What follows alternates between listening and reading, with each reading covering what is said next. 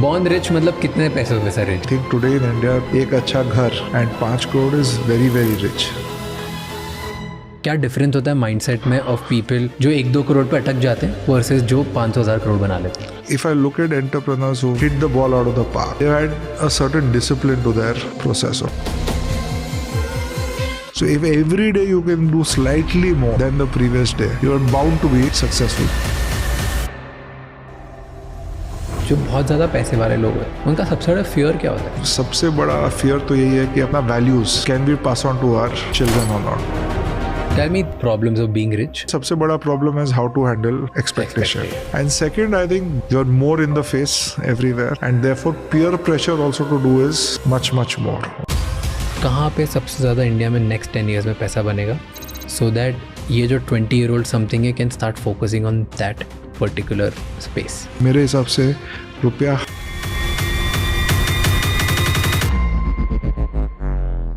Because you study these guys, इनके साथ रहते हो, प्रेपरेशन करते हो, इनसे समझते हो, पैसे कैसे बनाते हैं?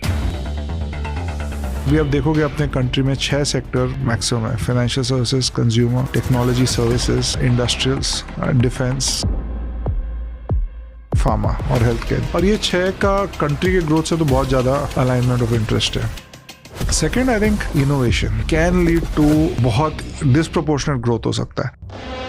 Have you seen any difference Indian billionaires और Chinese billionaires या American billionaires, इनका behavior कैसा होता है? Americans and even Chinese, they're able to make business out of everything. India में I think थोड़ा inclusive है. China जाओगे तो every billionaire wants to also go out of China. तो I think ये big differences है. जो billionaires हैं आप उनके पास information पहले आती है, पॉलिसी में चेंज आने वाला है, कहीं पे कुछ डिसीजन होने वाला है. Tell me 3 problems of being rich. जो अगर कि problems of born rich. I'm not the right example, but but आप देखते हो ना ये सब, तो मुझे जानना है. Yeah, I think obviously the first problem of being rich is expectations are always very. Okay, before even we do that, tell me कि born rich मतलब कितने पैसों में सर रिच? वो भी बहुत अलग है. बट तो भी हम प्रॉब्लम्स ताकि वो लेवल सेट कर ले.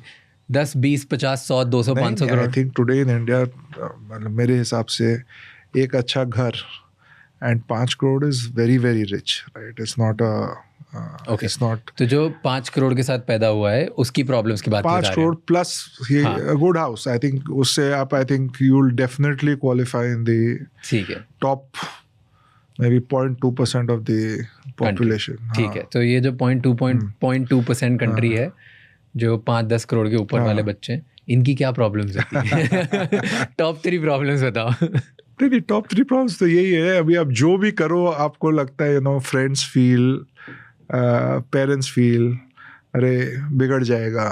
Okay.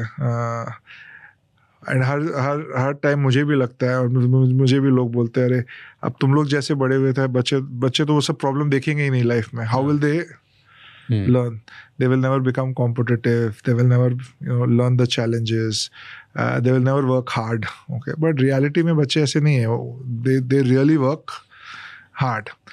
So I think the burden of जैसे हम लोग जब थे तो expectation बहुत कम था हम लोग पे. मतलब ऐसा नहीं था कि to be honest, if we're making 5,000 rupees a month, parents were super happy with it. It became 10,000, parents were even more happier with it. I think आज expectation बहुत ज़्यादा है. तो मेरे लिए बच्चों के लिए सबसे बड़ा problem is how to handle expectation. And second, I think generally speaking, more socially upward mobile, ज़्यादा exposure है to entire social media today, everything.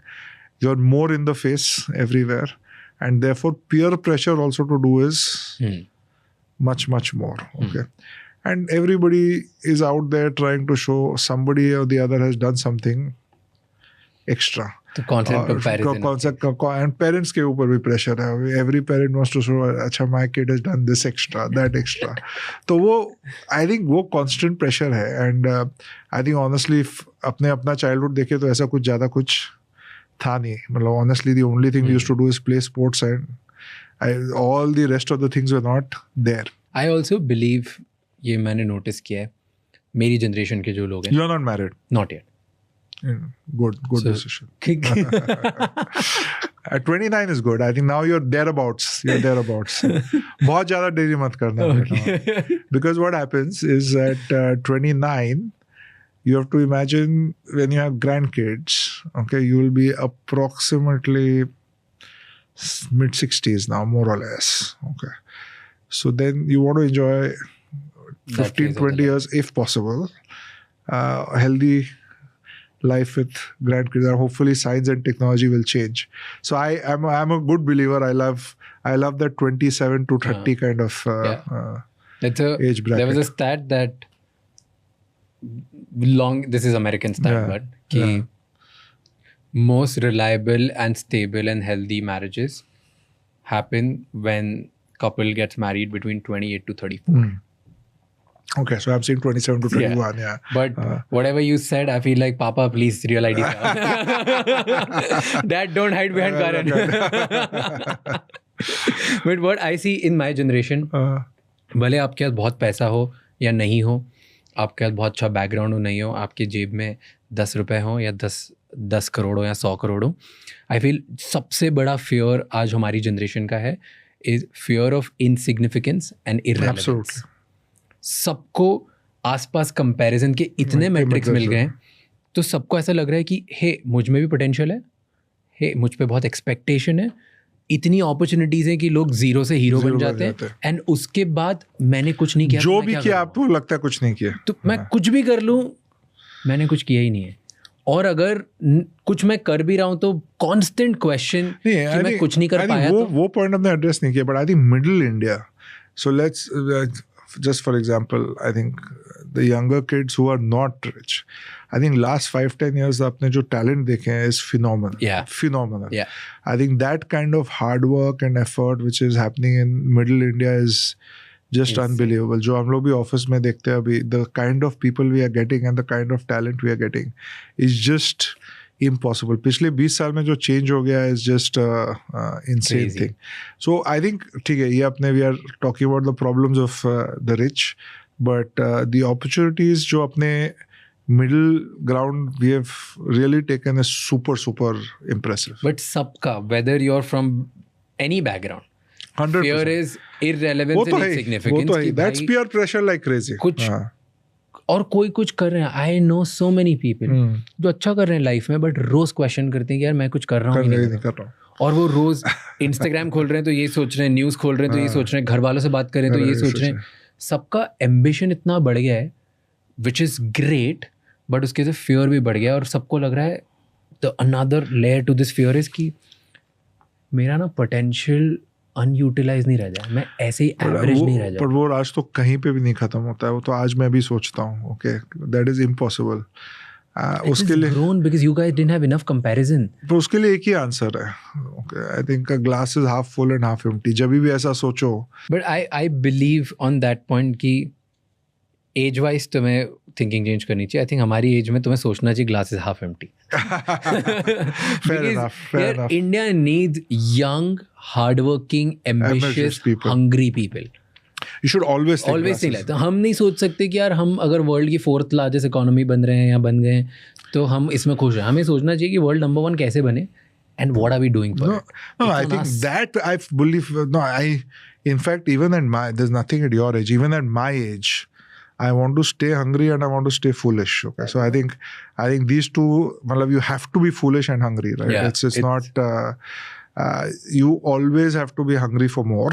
Okay, and you also always have to be wanting to learn much more. Okay, अगर ये दो चीज जिस दिन खत्म हो गया, anyway you are finished. Okay, so you have to feel foolish and you have to stay hungry. मेरे घर में बोलते हैं ये कि रोज सुबह हमें उठना चाहिए कि हम कुछ भी नहीं है और आज तो बहुत फोड़ना है, और रोज रात को सोना चाहिए कि और बहुत सीखना है, बहुत अच्छी चीज है, कोई टेंशन नहीं, हम बहुत फुलफिल्ड है. So you sleep with fulfilled कि ग्लास फुल है, but you wake up with the same hunger कि हम कुछ नहीं. चलो आज रोज सीख के जाऊंगा ये.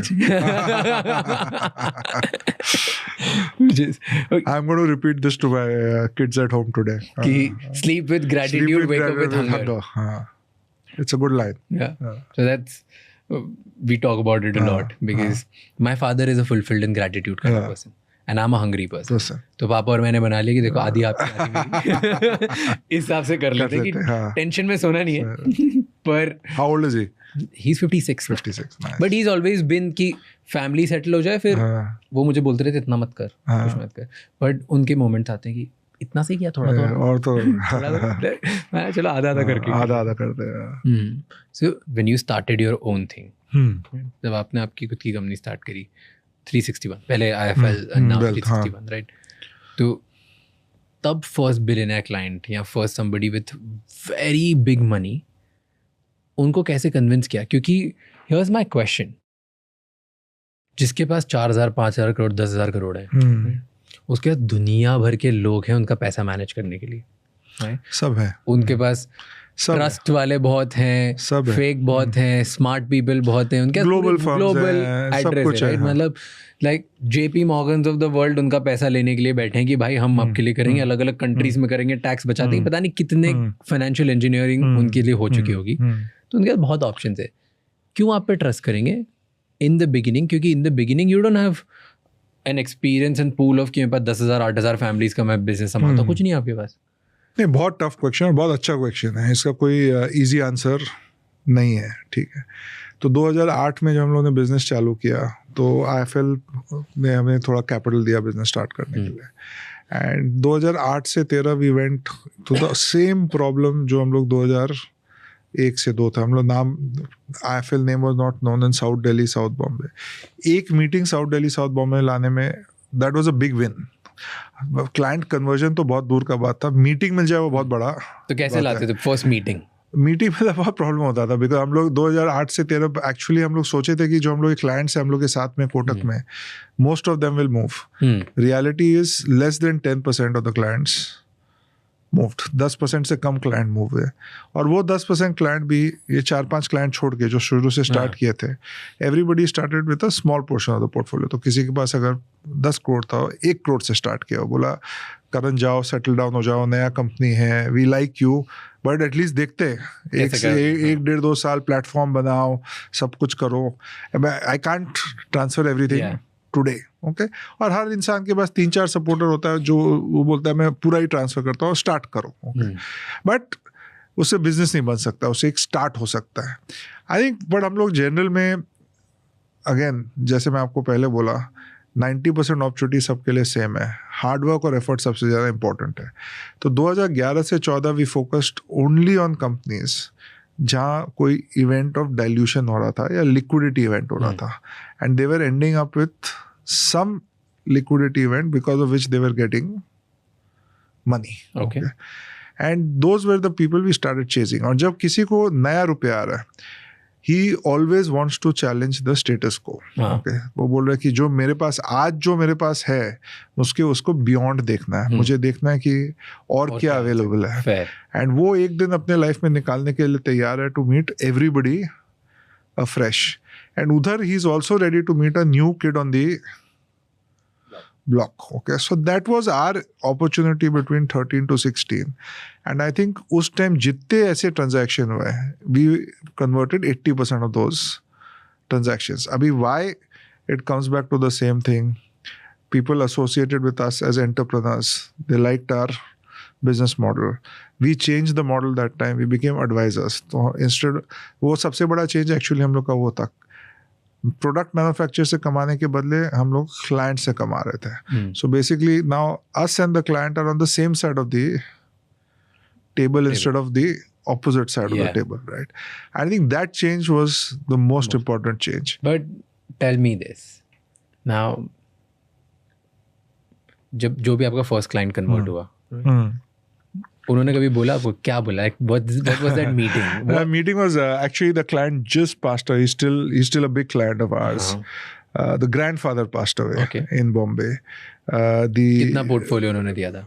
उस टाइम कुछ आई थिंक आज 500-600 करोड़ होगा. उस टाइम कुछ 100-150 करोड़ था. They had sold some land in Ghatkopar और फैक्ट्री को घाटकोपर से दमन मूव कर रहे थे. तो that's how they ended up getting the 150 crores. और वो आपके साथ जब इन्वेस्ट की तो आपने क्या बोला? Walk me through that meeting. Let's relive those memories. Actually, I can walk you through 2 very interesting meetings that time. So this is a Bombay client, and then I'll talk about a Delhi ठीक client. है, पहले बॉम्बे वाला हाँ. घाटकोपर में 150 crore Yeah, so he basically is a very, very old man. Maybe among the smartest people I've ever met in life. Okay. They're a glass company. ठीक है. And actually, in that meeting, he spent 2 hours. But उनको 3 चीज बहुत ज़्यादा मजा आया. एक, it is an Indian company started by somebody who's 29. Okay. Commercially smart. Okay. So he was very, very quick on his numbers. Okay. Super quick on his numbers. And he loved the fact that I was also super quick on numbers. तो हम लोग का chemistry on numbers was vibe कर गया. immediate vibe हो गया. ठीक है. That was something because he was a businessman, he was entrepreneurial. तो he got धंधा समझ में आया. तो he could understand the business. हाँ, तो मारवाड़ी आपका that he liked. Yeah, that he really loved it. Okay. Second, most importantly, I think he had dealt with everybody in the past, and he always felt a lack of trust, okay, because of the fee structure. With us, we were able to establish that very, very quickly. And third, I think somewhere in India, a lot of these businessmen want to give you if they find you genuine and honest, they want to give you a chance. Okay? That I agree. They want to give you a chance. That okay? I agree. And we did not get 100% of that. They got 300 crores. We got 50% of the 300. We got 150 crores. And actually, like I'm talking, at the same point of time, I got another client from Bombay, actually, who's today maybe got more than 7,000-8,000 crores. With us also, he's got more than 5,000 crores. He's one of the largest clients in the country. He is still alive. Again, maybe he's a very sharp guy in numbers. He's 78. And actually, the good thing, मेरे लिए सबसे ज़्यादा important actually दोनों family में, the children and the grandchildren are equal friends, okay, and equal clients today, okay. So that is our biggest achievement. It is not only converting the client in 2011-12 today. If I fast forward today 14 years, all of them are clients, all of them are friends, okay. And they have got more money with us, this maybe 10 times more money with us than they had in 2011-12. My Delhi client actually is even more funny. He was one of the clients I got from those W36 GK2. Okay. And he was right now in Bombay 2 weeks back. And we had a dinner and we actually did a photograph with him, his son, his grandson. But he came home. It's just phenomenal, right? Because with him, we just kind of hit it. He just felt that, you know, he's a person he likes to back, and nothing financially, okay. And he was just, you know, very different from, a little bit more different from Bombay, but much more relationship oriented. And we just kind of, and you know, he's a person who's so trusting that he actually doesn't look at his portfolio at all, because he knows that, you know, with you will not take a decision which is not wrong. You can always take a decision which is wrong, which you don't intend to be wrong. Okay? And I think, and these things come out, I think at the fundamental level, I don't know how to put it, but trust and effort, okay, are two qualities which are way ahead of anything else, everything else. Okay, coming to your experience with people. जो जैसे आपने बताया, कोई 5,000 करोड़ है, कोई 500 करोड़ है, जो बहुत ज़्यादा पैसे वाले लोग होते हैं, उनका सबसे बड़ा फियर क्या होता है विद देयर मनी? किस बात से डरते हैं? क्योंकि सबके फियर्स होते हैं ना. नहीं, देखो, आई थिंक फियर ऐसे कोई जस्ट बिकॉज किसी के पास ज़्यादा रुपया होता है उसका फियर चेंज नहीं होता है. फियर तो अपने अल्टीमेटली सब लोग ह्यूमन बींग्स ही है. Okay, I think across the board the fear of our staff working at home to the fear of my richest client is the same. Okay. I'm saying, ठीक है, चलो, I'm ignoring our hard-working 90% of the working population where they have to also fear basic needs. मैं उसको हटा रहा हूँ, ठीक है. जिसको basic need का fear नहीं है, उसके बाद needs मुझे तो मोटा-मोटी सेम ही लगता है, ठीक है. सबसे बड़ा most important need जो मैं आज सोचूंगा, अगर मैं रात को सोता हूँ और मैं 10 साल पहले भी सोता, and nothing to change with the amount of money you have. सबसे बड़ा अपना सबसे बड़ा fear तो यही है कि अपना values can be passed on to our children or not. Okay, that is the biggest fear all of us have. अभी आप सोचोगे, आप मेरे से पूछ रहे थे कि चलो लास्ट 20 years में what is the most valuable thing for you. मेरे लिए सबसे ज़्यादा वैल्यूबल है कि मैंने जो एडवर्सिटीज़ फेस किए, I could convert that into an opportunity. अभी hopefully my children never have to face the adversity. अभी विदाउट फेसिंग द एडवर्सिटी मैं उनको उतना स्पिरिटेड, ओके, उतना mature, how can I make them, okay, will be one of my biggest fears. Okay, अभी ना मैं उनको एडवर्सिटी में डाल तो नहीं सकता for them to turn mature in this thing, और मैं इच्छा भी नहीं है. तो अभी how do ये सब जो अपने वैल्यूज सीखे हैं इनको कैसे ट्रांसलेट करें to our next generation is, I think, one of the biggest fears all of us have. And I think across the board, I think if I look across all friends, clients, I think that's one of the biggest fears. Second fear, I think लोगों को, I think people are not really worried about making money, 10%, 11%, 9%. वो, I don't think that's really a fear. Okay. But people, अभी नया, I think people have really started now in India for the last 5-10 years अपने क्या कर सकते during our life also to make ourselves happy. Okay, और ये मैं पहले नहीं देखता था. पहले there was this entire infatuation with money, कि everything else aside we have to just focus on it. I think पिछले 5 करो, पैसे इकट्ठे करने. So सब चीज़ का कुछ है. Okay, and parents obviously rightfully, especially in India, आपने डिस्कस किया, लास्ट इंडिया में मैक्सिमम वेल्थ पिछले 35 साल में बना है. Everybody wants their kids to be humble, like they were humble when they were kids. Everybody wants their kids to not waste away the money they have earned. Everybody should be equally. And second, I think थोड़ा concern रहता है कि you had this old thing that does money last after 3 generations, right? Your first generation earns it, second generation stabilizes it, third generation blows it away, right? I think India में I am very happy. I feel very secure actually. मैं तो सबसे मिलता हूँ, to be honest. I think our third generation is not like that. Okay, मुझे लग रहा है 60 to 70% of our, again सब चीज़ में exceptions हैं, ठीक है, कोई rule तो है नहीं, but 60 to 70% of third generation rich India, okay, actually is using the money to expand, okay, which is a very good thing. तो मुझे मेरे clients में वो fear है, पर मुझे वो fear उतना दिखता नहीं है. मुझे I am feeling very happy about the third generation of our kids. And third, I think people have a fear कि boss, what if something happens to me tomorrow morning? Okay. What if I don't get up in the morning tomorrow? Okay, that is obviously a fear. And I think that's a topic which our clients spend a lot of, बहुत time spend करते हैं उस पर. Succession, मेरे पास will नहीं है. Most importantly, can my family manage after me? Because so you are saying कि जो बहुत ज़्यादा पैसे वाले लोग हैं, specially the rich, like ultra rich, specially the ultra rich, उनका बड़ा फियर ये नहीं है कि मेरा कैपिटल इनहेरिटेंस कैसे होगा.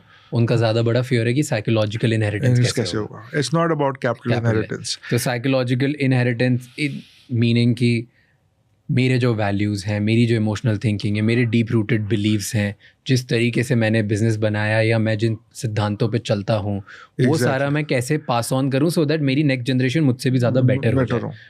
And but that's a double edge. And egoistic नहीं होना चाहिए. जैसे अगर पेरेंट ईगोइस्टिक नहीं है तो वो चाहते हैं कि बच्चों को सेम वैल्यू है, क्योंकि पेरेंट्स गरीबी में बड़े हुए हैं बट बच्चे अमीर शुरू से ही born rich.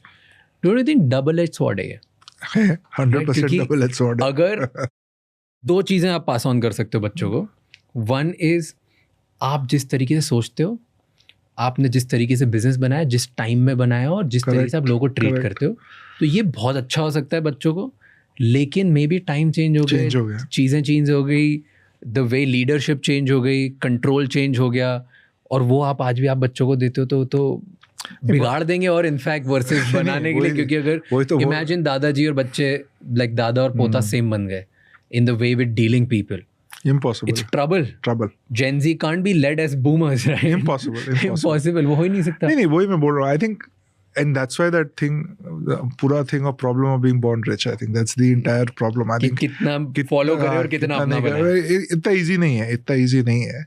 But I think कोई भी आप किसी से भी बात कर लो, 10 में से 8 जन से बात कर लो और पूछो आपके टॉप 3 concerns क्या है, आई थिंक यही होंगे. And first will be kids. What do you think, what's the difference between 1 crore जब मैनेज करते हो और 1000 करोड़ जब मैनेज करते हो? क्या डिफरेंस होता है?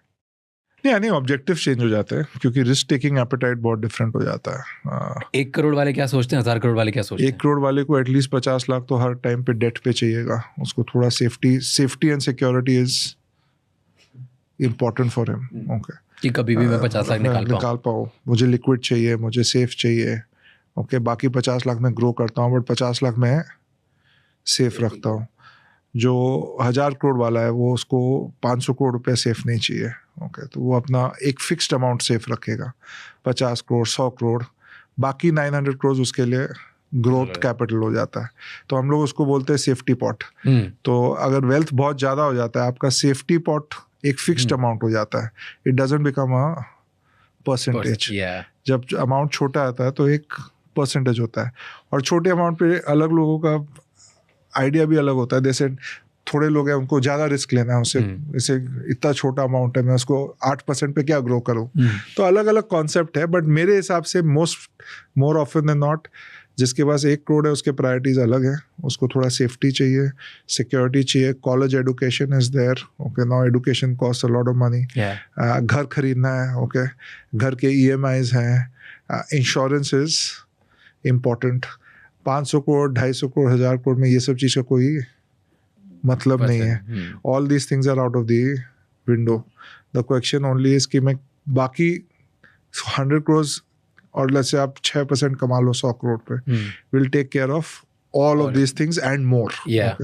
तो बाकी पे ग्रो कैसे करता हूँ, that is there main. So the biggest difference is your ability. आपका क्या एबिलिटी है थोड़ा और रिस्क वे में और ग्रोथ करने में. तो I think that is the सबसे बड़ा डिफरेंस है. बाकी operating principles beyond a point same है. जिसके पास ज़्यादा है वो थोड़ा लॉन्ग टर्म भी सोच सकता है, उसका रुपया लेस लिक्विड रह सकता है. He can lock in his instruments for 3, 4, 5. तो थोड़ा और कॉम्प्लिकेटेड इंस्ट्रूमेंट्स भी कर सकते हैं. जिनके पास कम रुपए उनके लिए उनको नहीं करना चाहिए कॉम्प्लिकेटेड, उनको सब कुछ सिंपल रखना चाहिए. Available all points of time. Obviously financial understanding of that investment also might be lower, because जिनके पास 1000 करोड़ है उसके पास typically एक family office है, कोई उसका family office चला रहा है. Internally there is somebody to guide him on what is right and wrong. So he's more sophisticated. अपने regulators also rightly have introduced a concept called accredited investor. Okay, तो जिसका एक net worth है let's say 5 crores and above, उसको now he can become a accredited investor. And once he becomes an accredited investor, he can do slightly more risky, complex instruments. Okay, things which are not that easy to. जैसे 5 करोड़ के बाद कौन सी investment opportunities open हो जाती है? नहीं, जैसे कि फॉर एग्जांपल आप लेट्स से आप कोई लॉक्ड इन प्रोडक्ट कर रहे हो, alternative investment fund, private equity का 5 साल के लिए, तो आइडियली आपको ऐसा इन्वेस्टर होना चाहिए जो आपको समझ में आ रहा है आप क्या रिस्क ले रहे हो, कि आपका रुपया 5 साल के लिए अटकने वाला है, लॉक्ड इन है. ठीक है, चलो आपको 4-5% रिटर्न एक्स्ट्रा आ सकता है, पर उसके लिए आप क्या सैक्रिफाइस कर रहे हो is very important to understand. And what's the difference between high net worth individual versus ultra high net worth individual? कितने रुपए पे दोनों एक्टिवेट होते हैं? नहीं, किसको आप HNI बोल सकते हो और किसको अल्ट्रा HNI बोल सकते हो? ये सब चीज़ का कोई लॉजिक नहीं है. ठीक है, होते हैं ना, पीपल कॉल अल्ट्रा HNI. हर कंपनी का अलग लॉजिक है. ठीक है, what's your logic? Our logic is so broadly for us, high net worth individual is between 10 crores to 50 crores. Okay, between 50 crores to 500 crores we have ultra high net worth individuals. above 500 crores of financial assets, we call them first families. Okay. First families. Okay. So it is, every company can have Their own. splits. Okay. Now, अगर आप typically bank में जाओगे तो उस bank के लिए high net worth individual become 1 crore to 10 crores. Yeah, 1 crore to 5 crores or 1 crore to 10. Ultra high net worth will become 10 crores and above. And then there will be 2 splits. Okay. तो ऐसा कोई universal logic identified नहीं और defined नहीं है. But हाँ, जो retail bank नहीं है और जो खाली ज़्यादा wealth management कर रहे हैं, they will typically have 3 kinds of cuts, starting from typically 10 crores and above. That's really. So जैसे you must have had clients जिन्होंने मे बी 1-2 करोड़ से स्टार्ट किया होगा, बहुत सारे, और अब अल्ट्रा हाई नेटवर्थ बन गए या फैमिली फर्स्ट बन गए होंगे, राइट? फर्स्ट फैमिलीज बन गए होंगे. जितने मतलब most of those clients were started with 1 crore or 2 crores or 3 crores because you have to build confidence. हाँ. और आज वो बहुत बड़ा पोर्टफोलियो होगा, बहुत सारे होंगे, right? What have you seen कि जो 1, 2, 5, 10 करोड़ वाले लोग होते हैं उनको 100, 500, 1000 करोड़ कैसे बनाते हैं? वो क्या डिफरेंस होता है माइंडसेट में ऑफ पीपल जो 1-2 करोड़ पे अटक जाते हैं वर्सेस जो 500,000 करोड़ बना लेते हैं? Great question, Raj, and I think I have a very simple answer for this. But for me, मतलब मैं इंग्लिश में एक टर्म दूंगा which I really believe in. Incremental is exponential. Okay. So अभी अपना पूरा our entire world for the last 10 years, everybody wants to do exponential things. Non-linear growth चाहिए. मुझे I don't understand that. Okay, it can work for one person out of.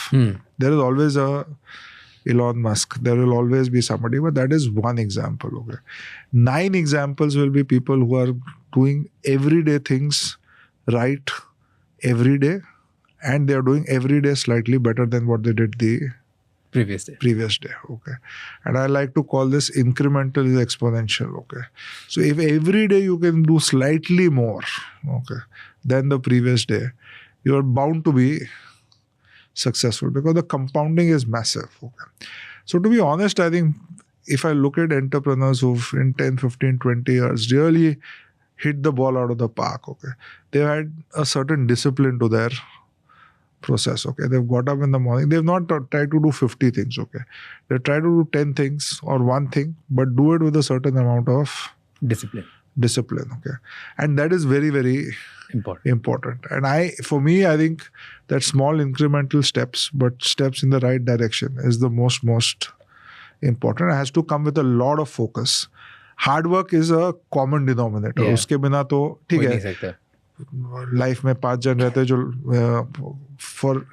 and you can't build your life on that. Out of 100 people, 5 people end up getting wealth. Okay, 1 person may get it by luck, by inheritance. 1 person might get married into it. That's a separate issue altogether.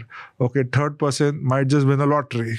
Okay, for all you care. 4th person, who whatever it is worth, blindly invested somewhere. Okay, that companies ended up becoming very large. But these will be one examples. Okay, you can't really build your life saying, let me become one out of these 4. It's not possible. So if you look at the remaining 95 examples, okay, there will always be very, very driven, hard work, lots of sacrifices, okay, lots of moments of failure, lots of moments of disbelief, lots of moments of struggle, lots of moments of lack of confidence in yourself also. But every day you get up and do slightly more. So you're telling me कि पैसे वाले और बहुत पैसे वालों में difference largely सिर्फ ये है कि जो पैसे बनाते हैं उनमें से कुछ लोग पैसे बना के थोड़े डिस्ट्रैक्ट हो जाते हैं वर्सेस कुछ लोग हैं जो डिसिप्लिन्ड ही रहते हैं फॉर लॉन्ग टाइम, करते रहते हैं, they end up winning. And second, obviously, I think again, discipline and distraction का difference and values.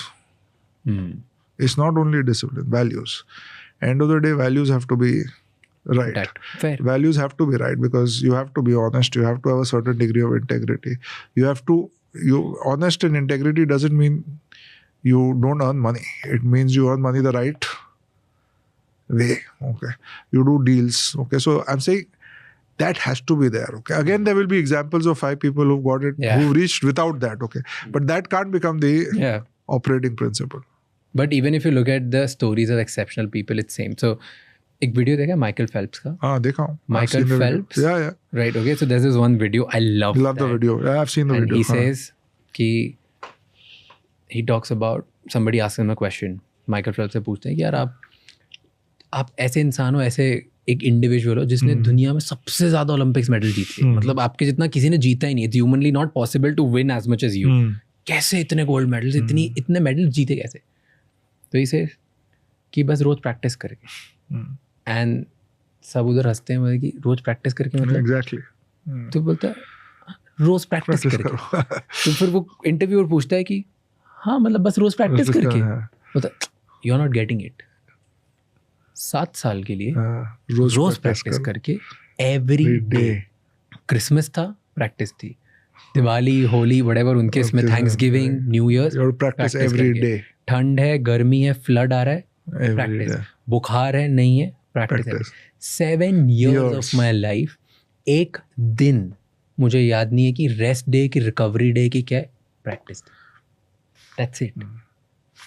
And the way he says it, I'm like, that's so true. I think that's really what's the game at the end of the day.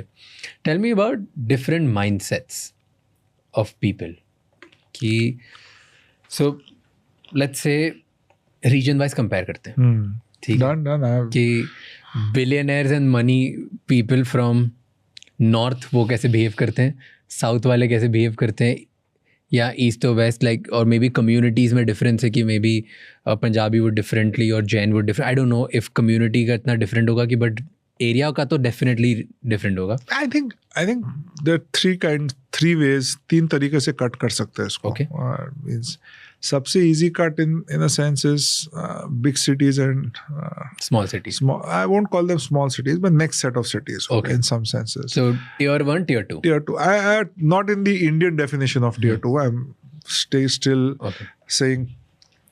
I think generally speaking, Bombay, Delhi, Bangalore, Calcutta, Chennai. Very, very open. Okay, so they are very, very open to new ideas. सबके साथ deal करने के लिए तैयार है ना. उनको ऐसा नहीं है कि भाई मैं इसी के साथ डील करूँगा. They are in a sense much more confident about themselves. Okay, that we will end up taking the right decision. Okay, तो ठीक है, चलो एक है कि हम लोग चलो 2 एडवाइजर चूज करेंगे, 3 एडवाइजर चूज करेंगे, but end of the day उनको लगता है कि हम लोग राइट डिसीजन लेके we can work around it, and they have the right exposure also. Okay, अभी जैसे अपने टियर 2 में नहीं बोल रहा हूँ, but next set of cities, let's call them Poona, Bhavnagar, Indore, Rajkot, Surat, Udaipur, Ahmedabad to a certain extent also. These are cities which I will call as next cities. Okay, here relationship and trust is even more important. Okay, than anything else. Okay, than even ideas. Okay, because see अभी पूना और आप जाओ, पूना और अहमदाबाद अब change हो रहा है, Poona Ahmedabad, but earlier Poona में क्या था, कोई बॉम्बे से आएगा और फिर 3 महीने नहीं आएगा. Okay, that was the attitude. Poona and Ahmedabad was practically saying कि बॉम्बे से लोग आते हैं फिर चले जाते हैं. So there is a very deep rooted conscience to deal कि मैं मुझे लोकली डील करना है. तो जो अपने बोलते हैं इंडिपेंडेंट फाइनेंशियल एडवाइजर्स, अगर आप देखोगे बेंगलोर, पूना और अहमदाबाद में सबसे ज़्यादा हिस्टोरिकली पॉपुलर है, because connection in one-on-one relationship बहुत स्ट्रॉन्ग था, and people felt more connected and comfortable. Nothing wrong with it. Okay, अभी today obviously हम लोग के लिए भी पूना, अहमदाबाद, हैदराबाद बहुत बड़ा मार्केट बन गया, but we have to be there physically. So उधर थोड़ा today even आज थोड़ा relationship comfort बहुत important है. But have you seen the pattern? Like I'll tell you what I mean by this. Okay, मैंने purely कोई बात डेटा नहीं है, ये सिर्फ मेरे फ्रेंड्स हैं जो जिनकी फैमिलीज बहुत पैसे वाली हैं, जिन्होंने बहुत पैसे बना लिए, फर्स्ट जनरेशन या सेकंड या थर्ड जनरेशन पैसे. मैंने देखा कि कुछ जो नॉर्थ से जो मेरे फ्रेंड्स हैं, उनको जो पैसा बन जाता है उनके बाद उनको ना ऐसी चीज़ों में इंटरेस्ट होता है कि होटल खरीदना है, विच इज़ मोर कि हमारा नाम होना चाहिए, कि पैसे तो बन गए, होटल हमने नाम के लिए लिया हुआ है, या ऑटोमोबाइल डीलरशिप चाहिए, which is more name driven, status driven businesses, which मतलब जहाँ पे पैसा बहुत ज़्यादा मैनेज हो जाता है, वर्सेस जो मैंने जिसका बहुत ही फर्स्ट जनरेशनल पैसा है, दे आर हैप्पी कि मेरे को कोई बिल्डिंग नहीं चाहिए, रियल स्टेट नहीं चाहिए, मेरा नाम इतना वो नहीं चाहिए, मेरा फर्स्ट जनरेशन है, मैं पैसे बस बढ़ाने में इंटरेस्ट रखता हूँ, मुझे नेम ड्रिवन बिजनेसेस नहीं चाहिए। And then my friends, few of them in south, तो उनको मैंने देखा है कि उनको हर चीज़ करनी होती है। लाइक इट्स लाइक अगर वो रियल स्टेट बिजनेस में है तो वहाँ से उनको फाइनेंस में भी करना है, फिर फाइनेंस में तो उन्हें इंश्योरेंस भी करना है, इंश्योरेंस है तो उन्हें फिर कुछ और दूसरा भी करना है, फिर दूसरे के साथ दूसरा भी करना है। It's like more conglomerate approach. No, I think you are right, I think all 3 points you are right. I think मेरे हिसाब से इट्स नॉट खाली साउथ, नॉर्थ, ईस्ट, मेरे हिसाब से, और वेस्ट, मेरे हिसाब से it's also a little bit of how you grow up. Okay, western India में एवरीबडी, सब लोग का ग्रोथ हुआ है कैपिटल मार्केट्स को देखते देखते। Okay, so we are Bombay में और कैलकाटा में और अहमदाबाद में exposure to the stock market is substantially very higher. Okay, तो वो core part of our life है। ओके, सो सबके पास एक पोर्टफोलियो है, ठीक है, सालों से पोर्टफोलियो है। तो बियॉन्ड अ पॉइंट एक बिजनेस है और एक पोर्टफोलियो है। आप दिल्ली में जाओगे, हिस्टोरिकली मैं 2001 से 5 में दिल्ली में वेल्थ मैनेजमेंट कर रहा था। मैं स्टॉक्स का मतलब मैं कोई ज़्यादा एक्सपोजर नहीं था, ठीक है, सब रियल स्टेट नहीं, सब ठीक है, क्लाइंट्स के साथ है, रिलेशनशिप है, बट ऐसा कोई deep exposure of capital markets नहीं है। तो दिल्ली में obviously then the second alternative is not quickly financial portfolio, but it is businesses. और वो बिजनेसेस में इतना हार्ड एसेट इंफ्रा वो नहीं है। Okay, infra is a little bit more in the south. तो and then naturally then what do you gravitate towards? Land, real estate and hotels. Okay, और obviously I think नाम तो सबको चाहिए, ऐसा नहीं है सब जगह, every part of the country people want names. हाँ, बट साउथ में ठीक है, चलो नॉर्थ में थोड़ा सा ज़्यादा है। So therefore you see a little bit of hotels and car showrooms and stuff like that. But generally I think fascination for real estate is very high in north and in south. But conglomerates, you're absolutely right. South में I think सब entrepreneurs को काफ़ी कुछ businesses करना है, and I think they've done well also, but उनको broad करना, उनको बिजनेसेस ब्रॉड करना है, and they really want to believe in investing into multiple businesses. Historically अगर उनकी 4th, 5th, 6th जनरेशनल जो बिजनेसेस हैं वो सब कॉन्ग्लोमरेट्स वाले हैं, सब कॉन्ग्लोमरेट्स हैं, बिग एग्जांपल्स। उन लोग they are planning for individual businesses for each of their family members. या कि ये फैमिली मेंबर ये बिजनेस करेगा, ये फैमिली मेंबर ये बिजनेस करेगा। दैट I've seen, अब नोटिस कि घर में 5 भाई है, पांचों के अलग अलग बिजनेसेस खोल दिए पापा ने। So it's the patriarch is doing lot more succession planning. अभी बॉम्बे में थोड़ा कम हो गया, बच्चे वर्कआउट करेंगे खुद। So it's a stage of evolution. True. Okay, then tell me the difference between old money and new money. इनकी माइंडसेट कैसे अलग अलग होती है? No, I think there's old money obviously is kind of more focused on preservation, क्योंकि I think India में I think जो रुपया 1960s 70s में कहा था, एक बार 90s 2000s lot of people lost that money. So I think that has carried on. तो old money people want to preserve. And दूसरा I think अभी भी है कि थोड़ा नया बिजनेस बनाओ, न्यू एसेट्स करो, buy hard assets. New money is slightly more different, क्योंकि people are थोड़ा, they are willing to experiment, they are willing to do new businesses, they are थोड़ा people are willing to consume also. ऐसा I won't say कि उनके पास उन लोग disciplined नहीं है, डिसिप्लिन्ड है, बट थोड़ा कंज्यूम करने के लिए they are open. Okay, plus they want to look at overseas investments, new age investments, AI में क्या इन्वेस्ट कर सकते हैं, टेक में क्या इन्वेस्ट कर सकते हैं। They are more open to ideas. Old money risk taking ज़्यादा एबिलिटी है। ओल्ड बिजनेस में, ओल्ड मनी में भी रिस्क टेकिंग एबिलिटी है, बट बिजनेस पे रिस्क टेकिंग एबिलिटी ज़्यादा है। उनका खुद का बिजनेस, कंट्रोल, दैट इज उसका वैल्यूज थोड़े ज़्यादा है। न्यू मनी में सब चीज़ कंट्रोल नहीं करना है। They happy to invest with professionals where they own 15-20% और 30%, and professionals own the rest of it वो ओपननेस बहुत ज़्यादा है. ओल्ड मनी में that openness is lesser. Okay, but remember we are also reaching a point जहाँ old money अब new generation में आ रहा है. So the distinction between old money and new money is also changing every day. I think अगले 10 साल में old money will be practically 10-15 साल में old money will be practically new money. Okay, in some senses. और in our business हम लोग रोज देखते हैं because today now most of the जितने हम लोग के क्लाइंट्स थे half the clients automatically change हो गए because it's move from one generation to the other.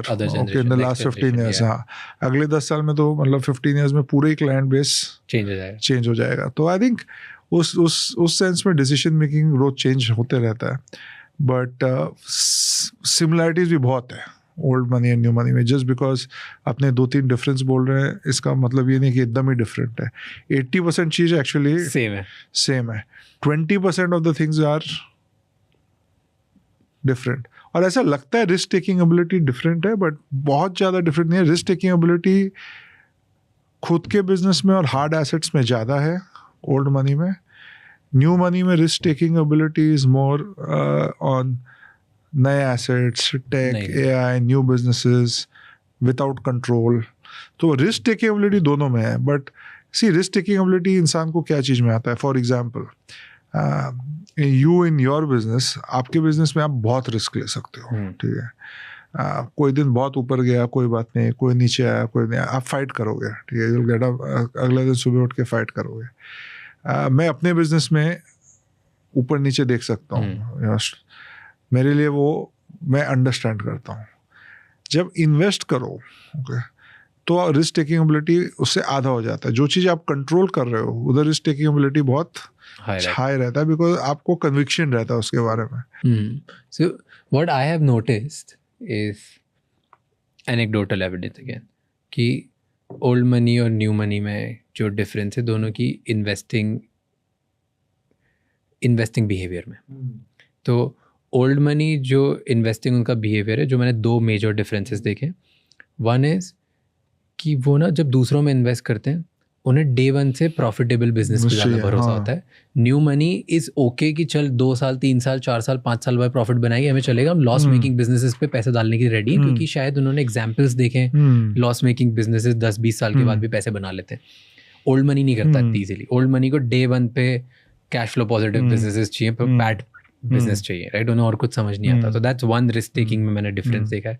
Old money इतनी जल्दी लॉस मेकिंग पे डालता नहीं है पैसे. And second which I have seen, old money अपने फैमिली मेम्बर्स को, फ्रेंड्स को, इन सब पे पैसा लगाने के लिए बहुत ओपन रहता है कि दे आर लाइक चलो ठीक है मेरे किसी रिश्तेदार का कुछ बन जाएगा, कुछ हो जाएगा, वो उनको पैसा दे देते हैं, उनके बिजनेस में डाल देते हैं, उनको बढ़ा देते हैं जस्ट कि परिवार में हो जाएगा. Like they want to make sure कि हमारे आसपास सबका बन जाए. न्यू मनी थोड़ा लॉजिक ज़्यादा दिखता है कि यार फॉर श्योर मतलब मैं नहीं लगा रहा जस्ट बिकॉज ये मेरा परिवार में कोई चाचा काका का लड़का है तो मैं इसको पैसे क्यों दे दूं, राइट. एंड ये ओल्ड मनी करता है बहुत ज़्यादा. No, I actually Raj I agree with your second one fully. First one मुझे लगता है I think old money will also go there and it's going. ऐसा नहीं है. But not as if they're going there. But today, don't you see difference? Like new entrepreneurs, new money, tech entrepreneurs जिन्होंने आज पैसा कमाया वो okay हैं. वो ओके हैं but उन लोग ज़्यादा open है. But old money is also going. ऐसा नहीं है. It's not as if it's not going. But देखो, I think that argument is also up for debate. Whether you can just keep making losses and become profitable at some point. If just for one Zomato and Swiggy and 10 more names, there are 9,990 names which have not been able to move from profit to loss. Okay, so thoda wisdom dono cheez mein hai. Okay, there is 100%. I'm just saying behavior is different. Yeah, behavior is different. Don't you see? I'm asking you because you meet these people every day. You know better.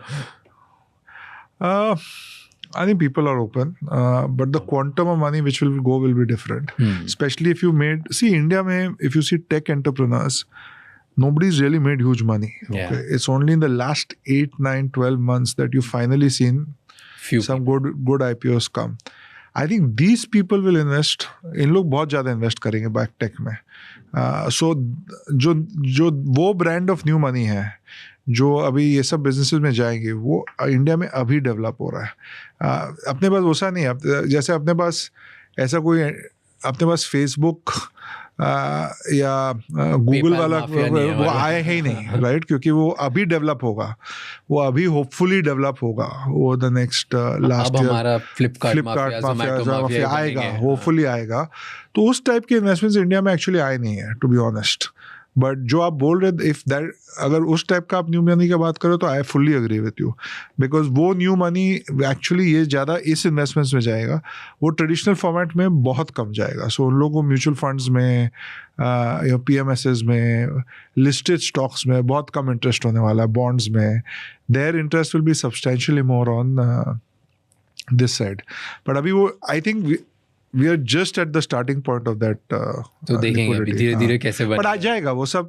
that will more and more go in the new age investments. Have you seen any difference कि Indian billionaires और Chinese billionaires या American billionaires, इनका behavior कैसा होता है? अलग type से सोचते हैं, अलग behavior होता है पैसे को लेके. क्या सोच होती है पैसे को लेके? तीनों अलग अलग कंपैरिजन करो तो बहुत फर्क नहीं है, to be honest. But I think billionaires outside, अगर जैसे मैं पहले बोल रहा था, थोड़ा काम के बाहर भी इंटरेस्ट और इन्वेस्टमेंट्स ज़्यादा है. ओके, किनके? अमेरिकन के? Both American and even Chinese, but Chinese in a different way. But Chinese also very, सब काम है. US बिलियनर्स आर मच, थोड़ा ब्रॉडर है. Okay, every billionaire owns a sports team, this that, सब कुछ है. मतलब उनका there are lots of passions and they're also business people. They're able to make business out of everything. Yeah. Right? India में I think थोड़ा inclusive है, थोड़ा ज़्यादा focus on business है, inward. Okay. China जाओगे तो every billionaire wants to also go out of China. So he's done something in Hong Kong, he's done something here, something there. So I think ये big differences है. I think generally speaking, US billionaires and European billionaires are able to do more outside the business. Okay. Now, whether it is either for passion or it is for, again, a different business, or it is something to do with sports or to do with media. Sports and media बहुत बड़ा, there are two very very big themes in the culture own करने का culture, sports, media, all three बहुत उनके लिए important है. I think India में थोड़ा वो कम है अभी. India में a billion you want to become 2 billion, 2 billion you want to become 4 billion, 4 billion you want to become 15 billion. So I think थोड़ा business focus ज़्यादा है, which is nothing good or bad. It's just it's that's the way it is. I think generally speaking, outside you see them a little bit थोड़ा और diversified है. That's about it. And Arab billionaires, उनका क्या सोच है? क्योंकि उनका तो चले आ रहा है, पता नहीं generational family. Arab billionaires are very interesting, to be honest. I think they've actually done quite well. Okay, and अपने जितना भी, मैं तो जो भी मिला हूँ जिन्हों से, अपने को लगता है कि उन लोग कुछ नहीं कर रहे हैं, बट बहुत कुछ कर रहे हैं actually. Somehow they are able to outsource their professional management very well. Most Arab billionaires don't do it themselves. Most of them. Okay, most of them have got very very good teams to do it. तो वो से आप देखो तो Arab billionaires are enjoying the most in some ways. Okay, because they have the highest amount of free time in that sense. Okay, but they have very very good teams. Okay, for the operating business also and for the investing also. So I don't know how they manage it, but they are able to do it very nicely. They are able to figure out a way. Okay, they are able to figure out a way जहाँ पे उनका involvement on the primary businesses is substantially lower. हो सकता है their business, it might happen because their business is so much based on single commodity. Oil has a big role to play in it. So in some senses, it is possible that is a big reason. Okay, tell me how, because you study these guys, इनके साथ रहते हो, preparation करते हो, इनसे समझते हो, पैसे कैसे बनाते हैं लोग? Like what I have heard from the podcast, जितने लोग podcast पे आए हैं उनसे, कि जब अपार्ट फ्रॉम पैशन, मैं जब स्ट्रेटेजिक बात कर रहा हूँ कि एक बार पैसा बन गया कोर बिजनेस पे, उसके बाद अब और कैसे पैसा बनाते हो? They not the core business, not the core business, which क्योंकि कोर बिजनेस के तो 50 तरह के फंडामेंटल्स हैं, व्हिच 50 थिंग्स कॉम्बिनेशन हो, वो कब कहाँ किसके लिए वर्क कर जाए आपको नहीं पता, राइट? व्हाट नेक्स्ट बिजनेसेस कैसे बनाते हो कि आप जब भी आपके बिजनेस इंटरेस्ट नेशनल इंटरेस्ट से अलाइन करते हो, you end up making more money than normal, right? कि अगर देश ने बोला है कि हम मान लो टॉप गवर्नमेंट ने या देश ने बोला है कि हम इंडिया को ग्रीन कंट्री बनाएंगे, तो इट्स ऑब्वियस कि अच्छा ग्रीन एनर्जी में आप कुछ करोगे तो पैसे बनने वाले हैं। यहाँ कंट्री ने बोला है 10 साल पहले कि हम रोड्स बनाएंगे क्योंकि देश में रोड नहीं, तो इंफ्रास्ट्रक्चर जिनको टेंडर्स मिलेंगे या जो बिड करेंगे at some level, they will end up making more money, right? It's national interest. और उस पर जो बना, जैसे जब फार्मास्यूटिकल हुआ तो इंडिया में फार्मा बिलियनर्स बहुत ज़्यादा है, because when all of this happened कि इंडिया ही अब पूरी दुनिया के लिए जेनरिक ड्रग्स बनाएगा, so we saw pharma billionaires like that. तो जब आप नेशनल इंटरेस्ट और कंट्री इंटरेस्ट अलाइन करते हो, यू मेक मोर मनी। ऐसे और कौन सी इनसाइट्स होती है? I think at the highest level आप जो बोल रहे हो सही है, नेशनल इंटरेस्ट और billionaire interest, now that can be actually extended to हर इंडस्ट्री, राइट? तो अभी आप फार्मा ले लो, स्टील ले लो, इंफ्रा ले लो, सीमेंट ले लो, रियल एस्टेट ले लो, हॉस्पिटल्स ले लो, मोटा मोटी सब इंडस्ट्री में in some senses there has to be a national, I won't only say national interest, also national need. Okay, cement हो गया, स्टील हो गया, these are the sectors. अभी आप देखोगे अपने कंट्री में 6 सेक्टर मैक्सिमम है: financial services, consumer, technology services, okay, industrials, defence, okay, and to a certain extent pharma और health care. These are 6 which really kind of make up. और ये 6 का कंट्री के ग्रोथ से तो बहुत ज़्यादा alignment of interest है. Second, I think the other place I would think where it's kind of leading to a fair amount of growth जो अब आएगा मेरे हिसाब से, I think a little bit of innovation, okay, will lead to the next phase of huge amount of growth. और अपने को India में चाहिए, okay. एंड मैं पर्पसली वर्ड इनोवेशन यूज़ कर रहा हूँ, मैं इन्वेंशन नहीं यूज़ कर रहा हूँ, ओके. सो इन्वेंशन तो होता है वंस इन अ सेंचुरी और once in a decade, okay. Innovation बहुत चीज़ में हो सकता है, एंड आई थिंक जहाँ इंडिया जो स्टेज में है, innovation will happen every day in some ways. अभी वो इनोवेशन सब प्रोसेस में हो सकता है, मैन्युफैक्चरिंग में हो सकता है, इनोवेशन कंजम्पशन में हो सकता है, इनोवेशन मैन्युफैक्चरिंग में हो सकता है, इनोवेशन फाइनेंशियल सर्विसेज में हो सकता है. इनोवेशन बहुत होगा इंडिया में, and I think innovation is a something which can lead to बहुत डिस्प्रोपोर्शनेट ग्रोथ हो सकता है. अभी छोटे छोटे चीज़ से इनोवेशन होता है. इट्स नॉट रियली जैसे हम लोग के बिजनेस का इनोवेशन का एग्जांपल, अभी फॉर एग्जांपल गवर्नमेंट की एक नोटिफाइड बॉन्ड होती थी, अभी नहीं हो, नाबार्ड बॉन्ड, ठीक है. तो अभी that used to be bought only by insurance companies, but वो नोटिफाइड बॉन्ड था, तो वो इफेक्टिवली फिक्स डिपॉजिट जैसा है. नाबार्ड इज ओन्ड 99% बाय RBI, ठीक है. तो जब हम लोग बिजनेस स्टार्ट किए 2009 में, हम लोग का सबसे ज़्यादा क्लाइंट्स ये नाबार्ड बॉन्ड से आया, बिकॉज इट वाज 8.2%, बट वो नोटिफाइड बॉन्ड था, तो उसका टैक्स खाली 12.5% था, तो 7% पोस्ट टैक्स, बट उस पर कोई ब्रोकरेज नहीं था बेचने के लिए, ओके. वो से फिक्स डिपॉजिट आप करो तो फिक्स डिपॉजिट पे 7.5-8% है, बट 40% टैक्स है, ओके. तो वो इफेक्टिवली 5-4% पोस्ट टैक्स हो जाता है.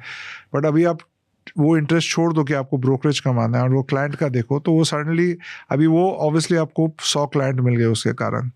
तो I think this is a small innovation, okay. It's not मैं ना तो बॉट डिस्कवर कर रहा हूँ, ना कुछ कर रहा हूँ. It's just a small innovation, really small innovation. अब ऐसे अपने कंट्री में ऐसे हजारों चीज़ें, छोटे छोटे प्रोसेस में सब जगह इनोवेशन है, एंड आई थिंक इनोवेशंस बहुत होंगी. And the full world is changing. अभी इंक्लूसिव भी हो रहा है, एक्सक्लूसिव भी हो रहा है. आज अपने देख रहे हैं US tariffs are there, we are becoming inclusive with other partners. None of us know where this is going to go, but all countries generally speaking थोड़े इंक्लूसिव हो जाएंगे, ओके. और जब इंक्लूसिव हो जाएंगे तो थोड़ा इनोवेशन ज़्यादा होगा. वो हाफ ग्लास फुल और हाफ ग्लास एम्प्टी है. आई थिंक थोड़ा स्टेटस को ब्रेक होगा, और वो स्टेटस को ब्रेक होने के कारण मुझे लगता है अपना थोड़ा एडवर्सिटी आएगा और अपने सब स्ट्रॉन्गर हो जाएंगे, because all countries in the world फिर से इनोवेट करेंगे, ओके, फिर से डिस्कवर करेंगे, and in some ways all these challenges will become good because status quo change होने के कारण अपने सब और सोच के और काम करेंगे. Let's talk about this. क्योंकि status quo world and ये सब favorite topic. Hidden opportunities पहले बताओ कि कंट्री में आपको क्या लगती है अभी. Today what are the opportunities? क्या डेटा पढ़ते हो, क्या इंसाइट्स पढ़ते हो जिससे आपको कुछ बिलीव स्ट्रांग हो रहा है? तो मेरे हिसाब से जो सबसे बड़ा opportunity is in, I think, okay, let me start. India में अपॉर्चुनिटी सब जगह है, ओके. मैं अपने बिजनेस में देखूंगा तो ultra high net worth individual में, मिडिल साइज इंडिविजुअल में, रिटेल में है, सब जगह अपॉर्चुनिटी. कैसे, क्या इंसाइट है आपके जिसके से आपको लगता है कि आप देखो, for example on the ultra high net worth side अपने डेटा देखते हैं, अपने पास round about now 4.5 lakh, there are 4 lakh people who have more than 1 crore in mutual funds. Okay, 4 lakh people in India with more than 1 crore.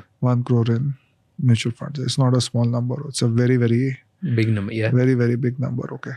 So theoretically, those 4 lakh people today can consume pretty much everything. Okay? The same number used to be 30,000-40,000 people. Not too long back. Maybe 8 to 10 years back. You fast forward it 10 साल आगे, ये 4 लाख 15-20 लाख. अभी इस kind of wealth creation and financial savings के साथ pretty much everything is going to be सब कुछ opportunity होने वाला है. ऐसा कुछ नहीं है जो कि अपॉर्चुनिटी नहीं होने वाला. आप रियल एस्टेट ले लो, रियल एस्टेट के कारण सीमेंट, स्टील, आप रोड्स ले लो, कमर्शियल एसेट्स ले लो, कुछ भी ले लो, सब चीज़ अपॉर्चुनिटी है. आपका बिजनेस ले लो, media distribution, everything will become an opportunity because people will consume data, people will consume information, लोग घर consume करेंगे, कोई food consume करेगा, everything will get consumed. Capex will happen to build businesses, capex will happen in agriculture, industry, everything. So मुझे लगता है 10 से 12% growth हर साल होगा, ओके, उसमें कोई डाउट नहीं है. ऑब्वियसली इंडिया में इन्फ्लेशन है 4-5%, रियल ग्रोथ 6-7% होगा. 12% growth for 20 years is practically, आपने पहले एग्जांपल दिए थे, बट 12% ग्रोथ फॉर 18 साल will make it 8 times of today's number. आज अपना $4 trillion का इकोनॉमी है, potentially become 30 to 32 trillion. Okay, so 30-32 trillion का इकोनॉमी 20 साल में इज अ मैसिव अपॉर्चुनिटी.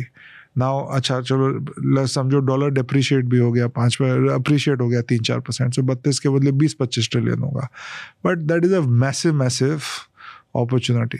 तो मुझे लगता है जो आपने पहले बात किए थे 6 sector, okay, together with agriculture, because there आज अपना एक्सपोजर एग्रीकल्चर में कम है, बट एग्रीकल्चर में अपॉर्चुनिटी बहुत है, इक्वल है. These 7 things will be very, very large, all 7 sectors. Second, I think, like what happened in the US in the mid-80s, number of cities in India will change dramatically. Number of cities? Okay. Relevant cities. क्या हुआ US में और India में? See, आप देखो US में आज 40 से 50 massive cities हैं. Okay, they are not like they're not small cities. They're like huge cities. आज आप देखो इंडिया में honestly उस टाइप के 8 से 10 सिटी है, ओके, बट वो 10 सिटी का नंबर 30-40 होने वाला है, ओके. नागपुर, ओके, मैं कल नागपुर में था, ओके, अनबिलीवेबल है. Nagpur, Bhopal, Indore, everything is changing in a very very massive way, okay. मेरे हिसाब से big growth, okay, will happen if you can. कोई भी entrepreneur 10th to the 40th city को भी अच्छा से कैप्चर. प्रॉब्लम ये है कि बॉम्बे भी उतना ही ग्रो हो रहा है, ओके. तो ऐसा आप नहीं कर सकते हो कि बॉम्बे के बदले में वो 30 सिटी करो, वो देन फिर आप अटक जाओगे. वो अलग प्रॉब्लम है. बट वो 30 सिटी में भी एब्सोल्यूट ग्रोथ है, बहुत है, ओके. पहले 10 सिटी में आपको फोकस करना पड़ेगा, बट अगले 30-40 सिटी में बहुत ज़्यादा है. एंड नेक्स्ट 150 सिटी में भी बहुत है, ओके. ना अभी आपके बिजनेस के स्टेज पे डिपेंड करता है आप कहाँ पहुँच सकते हो, क्योंकि अगले 150 सिटी में ग्रोथ बहुत ज़्यादा है, बट एब्सोल्यूट नंबर का इम्पैक्ट उतना ज़्यादा नहीं होगा. तो अभी डिपेंड करता है आप किस स्टेज पे हो, बट अपने को पूरा इन दैट सेंस मुझे लगता है अपने we will become 40 to 50 cities. Very big cities. Okay, so number of airports, everything will change dramatically. And तीसरा मुझे obviously I think generally speaking, इस चीज़ का एक्सपीरियंस आपको भी होगा, but and especially because your audience is also in that age group, I am finding, at least in my interaction, जो अपने लोग hire करते हैं, the average 25-year-old male and female are at least 3 times smarter than what they were 10 years back. Okay, at least 3 times smarter. Okay. And smarter, मैं ये नहीं बोल रहा खाली intelligence है, smarter in terms of they are aware, okay, about what is good for them, what is not good for them. They are aware about their own strengths and weaknesses. They are socially much more at ease. Okay, जो पहले अपने socially थोड़े awkward रहते थे, अभी अपने वे socially at ease. They are not afraid to ask questions. Okay, they are willing to ask questions. So overall, I think demographically also next 10-15 years, I think we are in a very good position. Okay, when this 25-year-old becomes 35 or 40, he is likely to do much better than the existing 35-40-year-old. तो मुझे लगता है these are some changes which we'll see. Unfortunately, and it is possible that a lot of the Indian NRIs and so on and so forth, अगर world थोड़ा और inclusive हो गया, so a lot of them might actually send back much more capital investment to India also. That is also a big That's a great opportunity. thing, right? It's a great thing for us. It's a great thing for us. So if that, because these people, if you look at our NRI population in US, Middle East, London, Indonesia, Everywhere. Singapore, they made crazy money. Africa, crazy money. And even if you can redirect 10-15% of that rupiah back into the country for productive use, okay, it's a huge amount of money. So I'm not saying it negatively. Geopolitics has not been the best for everybody in the last 10 years. But again, अपने ऊपर है अपने उसको कैसे deal करें. If you can look at it, manage it well, and at the same point of time थोड़ा उसको develop करके थोड़ा और base strong कर ले, तो अपने लिए अच्छा ही होगा. It's not a problem. True. And what do you feel about geopolitics अभी? इससे okay, straight up question, do you think कि world में change of world order आ रहा है? I think generally speaking, I think every nation will have to look out a little bit for themselves. Okay, खुद का सबको खुद करना पड़ेगा. और उसमें आत्मनिर्भर है, उसमें कोई प्रॉब्लम नहीं है. ठीक है, मोदी जी आए थे 10 years back, rightly he said आत्मनिर्भर, okay, which is perfectly fine. I think generally speaking वो थोड़ा रहेगा वर्ल्ड में, बट मुझे नहीं लगता है कि सब कुछ इतना ईजिली फंजेबल भी है. ऐसा नहीं है कि आप इधर से बिजनेस उठा के जो इंडिया का स्किल सेट वो परसों यूएस में आ जाएगा, जो यूएस का स्किल सेट वो परसों इंडिया में आ जाएगा. तो world will have its own way कि वो अपना इक्विलिब्रियम सेटअप कर ले, तो वो हो जाएगा. ओके, अभी इस इक्विलिब्रियम सेट करने में थोड़े विनर्स रहेंगे, थोड़े लूजर्स रहेंगे. ओके, अभी अपने को, एंड ऑनेस्टली मुझे तो फुल कॉन्फिडेंस है, अपने फिगर आउट कर लेंगे एज अ कंट्री ऑल्सो कि अपना क्या पॉइंट्स ऑफ विनिंग है और अपना क्या पॉइंट्स ऑफ लूजिंग है. और अपने को 2-3 महीने के लेंस से नहीं देखना चाहिए, 2-3 हफ्ते के लेंस से नहीं देखना चाहिए. आई थिंक ऑनेस्टली कुछ ज़्यादा फ़र्क नहीं पड़ेगा. फ़र्क पड़ता है unfortunately to businesses which are directly impacted. उनको 2-3 महीने और 2-3 हफ्ते के लेंस से अनफॉर्चुनेटली देखना पड़ता है. And there obviously whatever as a country अपने कर सकते हैं to help those businesses which are directly impacted, we should do. But from a full country perspective, it's a much longer battle. But you think ये longer term trend है क्योंकि US और India तो inherently friends रहे हैं बहुत time. No, I think we're still friends, or God knows what is happening, right? But मतलब trade wise तो भी दिख नहीं रहा ज़्यादा दोस्ती. Yeah, overall everything else we are friends. There you can see arms deals अभी हुई है. Very early यार. हर चीज़ की डील हो रही है. 25 तारीख को टैरिफ्स आया है, अभी आज 28 तारीख है, 29 तारीख है, क्या देखते हैं. 50 कर दिया 27 क्या मतलब सीधा as I told you earlier, ये सब अपने पे ग्रेड के ऊपर है. अभी क्या कॉन्वर्सेशंस है क्या नहीं है, मतलब अपने को honestly. But what does it mean for you as a business? As a business, to be honest, we are market change होंगे, up and we down are होंगे, we are a crisis second order and a third order impact if there is impact. So directly कोई impact नहीं है. Second order obviously is sentiments. But first order होगा ना. Let's say अगर pharma वाले लोग आपके ज़्यादा होंगे तो उनके अगर जो यूएस ज़्यादा बेचता है तो टैरिफ्स अगर ज़्यादा लगेंगे. My first order impact will be अगर जनरली स्पीकिंग सब क्लाइंट्स का सरप्लस कम हो जाए इन्वेस्ट करने के लिए. बट ठीक है, चलो इसमें फार्मा क्लाइंट्स को थोड़ा इम्पैक्ट आ सकता है क्योंकि वो लार्ज है. हाँ, लार्ज है. Technology services clients. बट आप देखो सी मार्केट्स भी स्मार्ट है. मतलब ऐसा कुछ नहीं हुआ मार्केट्स में पिछले 4-5 दिन में कि एकदम ही सी एंड ऑफ द डे अपना ट्रेड ऑल्सो 2-2.5% का ऑफ जीडीपी का इम्पैक्ट है. वो 2-2.5% में आप उसको स्प्लिट करोगे तो largest is to be honest gems, jewellery, handicrafts and textiles. Okay, ये 3 में ऑब्वियसली अपने को थोड़ा केयरफुल रहना पड़ेगा क्योंकि not only because gems is big for us in this. Actually तीनों लेबर इंटेंसिव है अपने लिए. So more than the rupee impact we have to take care of our people, right? Because these 3 sectors together will be employing, I don't know the right number, but let's say a lot of 1 lakh, 2 lakh, 3 lakh employees will be there, right? So I think that's directly what I mean. First order impact is that. So I'm saying that we can ideally, I have full trust in the government. They'll manage the plus minus something. We will manage, right? So that is what I'm calling as the absolute first order impact. Okay, so I think overall I'm hoping, okay, and there's always substitution and smartness in the world. कुछ ना कुछ substitute होगा, इधर जाएगा उधर जाएगा. Let's see. I think I am concerned but not disturbed. Let's put it this way. What are you concerned about? Yeah, see, we have to. It should be peaceful, right? We don't need change every day. It's not. There has to be some stability to make decisions. Okay, and see, stability is important everywhere, right? कुछ ना कुछ at the end of the day, अगर आप US businessman भी हो और आप tariffs के बेसिस पे आप बिजनेस बना लिए US में और फिर टैरिफ्स हट गया, ठीक है, and now your business is not competitive. So that is also a problem. Yeah. See, problem is not only here. Everything you do has a impact. क्योंकि अभी ये टैरिफ्स लग गया तो now उसके कारण somebody else has become more competitive. Yeah. Okay. अभी वो अपना कैपेसिटी बढ़ा लिया. Okay. और 1.5 साल के बाद कोई for some reason टैरिफ्स कम हो गया तो अभी ये और कॉम्पिटिटिव हो गया और जो कैपेसिटी बनाया था वो नॉन कॉम्पिटिटिव हो गया. तो ये सब तो चलते रहेगा. मतलब इट्स नॉट ये अपने 2-3 दिन में ऐसे अपने नहीं होने वाला कुछ होने वाला नहीं है, ठीक है, क्योंकि everything is going to be और जो बनाएगा नया कैपेसिटी, सी कंजम्पशन तो करना है.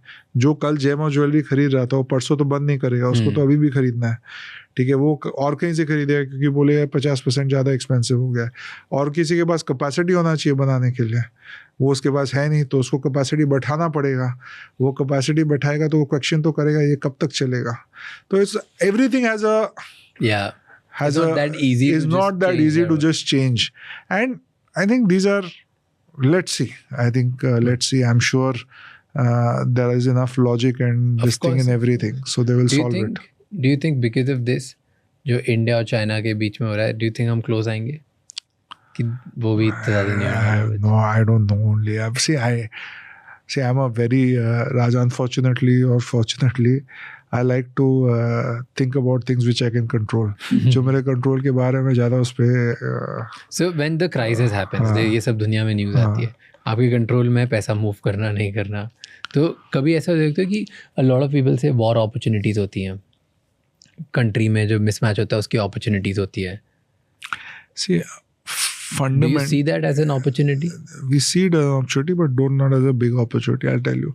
हम लोग generally speaking, as wealth managers, we are not massively opportunistic people. Okay, we are not fundamentally.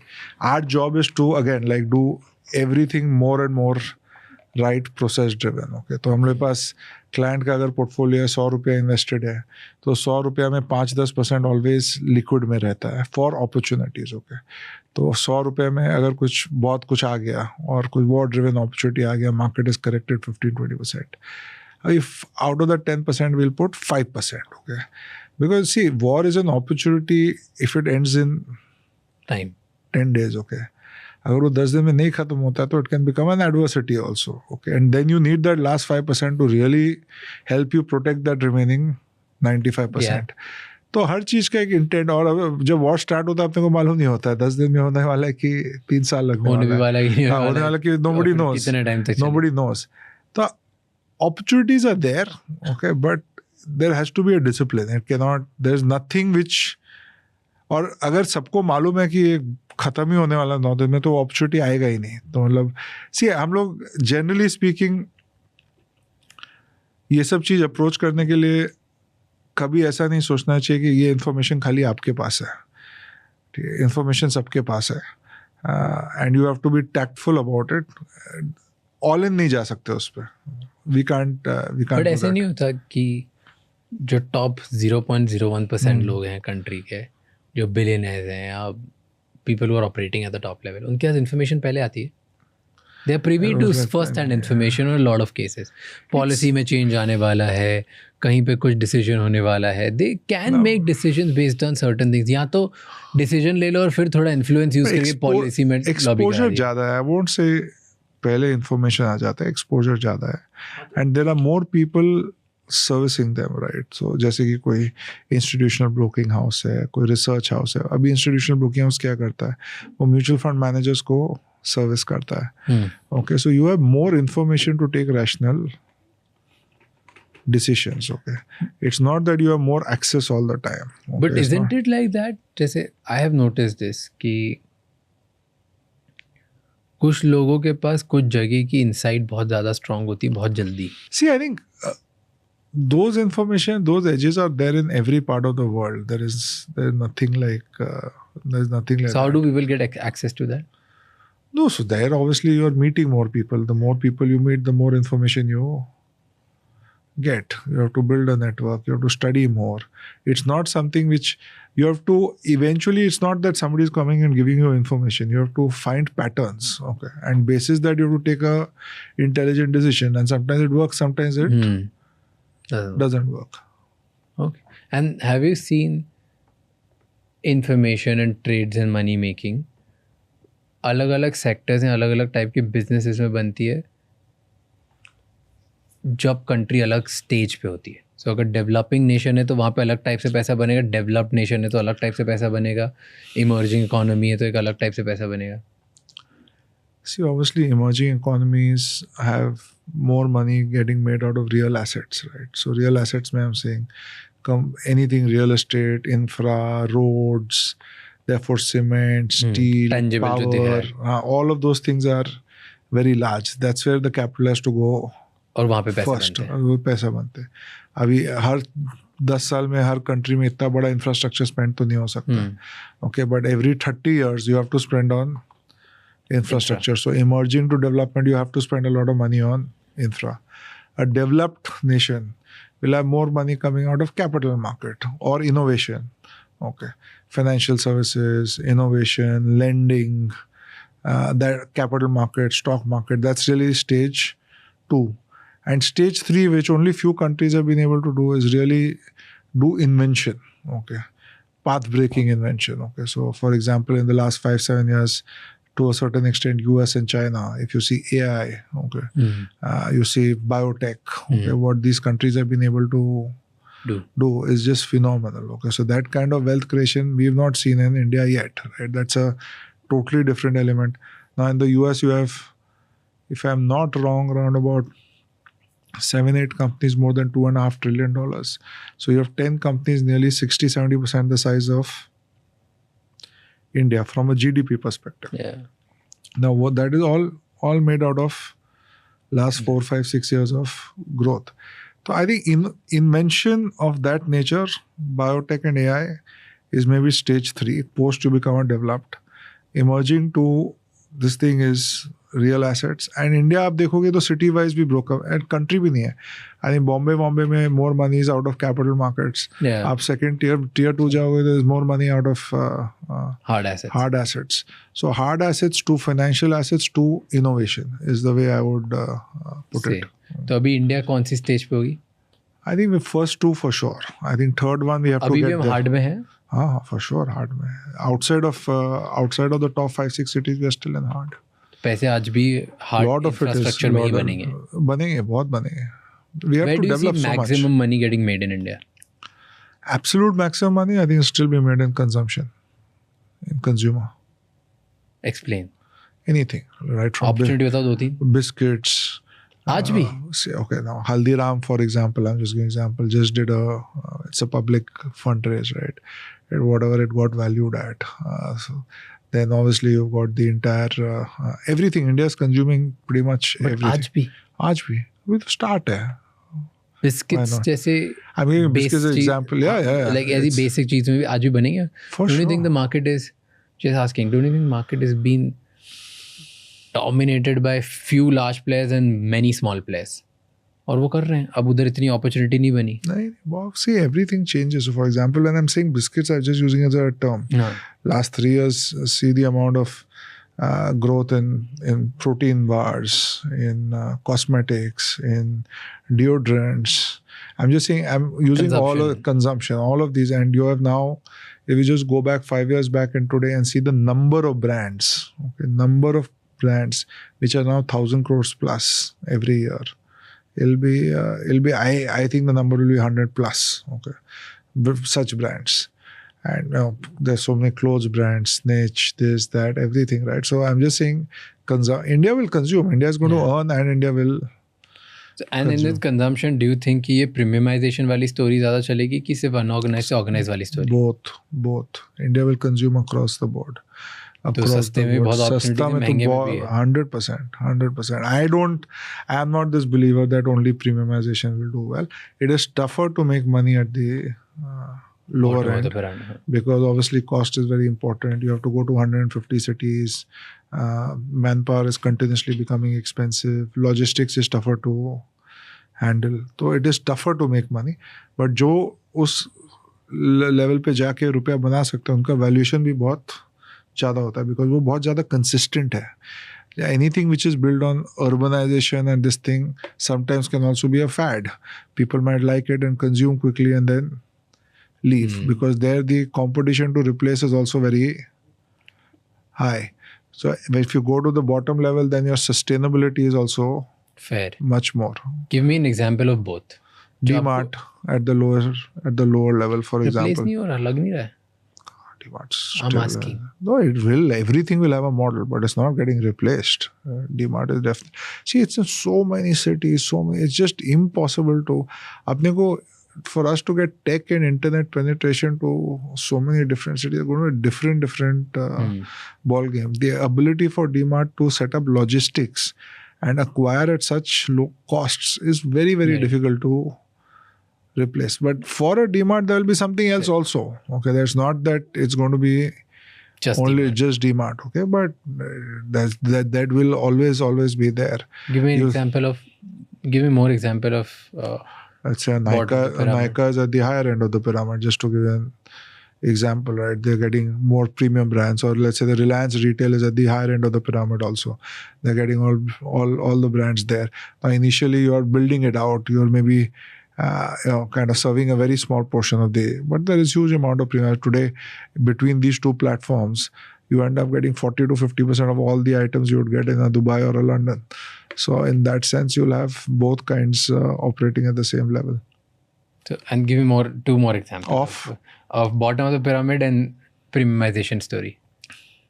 See, premiumization actually is there in every item. Today, if you see burgers, pizzas, cakes, ice creams, that premiumization is across the table. Okay, today you go to every average house, the average pizza order today is 350, 400, 450, 500 rupees very, very easily. Today you don't, you're not really killing yourself for ordering a 200 or 250 rupees pizza. Okay, at the same time, for example, there's this company called Box 8. They have this pizza, I forget, what's it called? I forget, but it's still 50 rupees. Okay, it's still a 50 rupee pizza doing extremely well, phenomenally well, right? And this company Box 8 was largely doing kind of office kind of pantries, and in COVID they had to more or less wind down that business. Ended up launching a pizza brand. Okay, and but they wanted to stay at the lower end of the Pyramid. Okay, so I launched a pizza, Mojo. I think the pizza is called Mojo at 50 rupees, and it's done phenomenally. तो दोनों में opportunities है. Opportunity दोनों में बहुत ज़्यादा रहेंगे. Ultra high net worth में भी बहुत अपॉर्चुनिटी रहेगा, बट उधर इन्फ्लेशन सबसे ज़्यादा है वर्ल्ड में अल्ट्रा हाई नेटवर्थ में, because luxury items today are highest in inflation. Because India में इंडिया की कोई ब्रांड बन सकती है for ultra HNIs?